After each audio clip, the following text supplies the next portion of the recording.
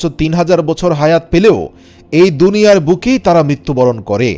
কিন্তু শয়তান কিয়ামত পর্যন্ত জীবিত থাকবে। এমনকি পৃথিবীর শুরু থেকে ইবলিস শয়তানের যত সন্তান জন্মগ্রহণ করেছে আজ পর্যন্ত তারা জীবিত রয়েছে। কিয়ামত পর্যন্ত আল্লাহ পাক তাদেরকে জীবিত রাখবেন। আবার জিনদের মধ্যে কেউ কেউ মুসলমান আর কেউ বিধর্মী, কিন্তু শয়তানদের মধ্যে কেউ মুসলমান নেই। অনুরূপভাবে জিনেরা মৃত্যুবরণ করে এবং তারা মৃত্যুর স্বাদও গ্রহণ করে দুনিয়ার বুকেই কিয়ামতের পূর্বেই, কিন্তু শয়তান এবং তার বংশধরদের মৃত্যু শুধুমাত্র কিয়ামতের পূর্বেই হবে। আহলে কিতাব থেকে জানা যায় কিয়ামতের 40 বছর পূর্বে যখন সূর্য পশ্চিম দিকে উঠবে তখন আল্লাহ তাআলা ইবলিসকে যন্ত্রণাদায়ক মৃত্যু দিবেন।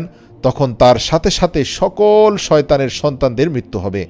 শয়তানের মৃত্যুর পর সূর্য পশ্চিম আকাশে 40 বছর স্টে করবে। এরপরে পৃথিবীতে কিয়ামত আসবে।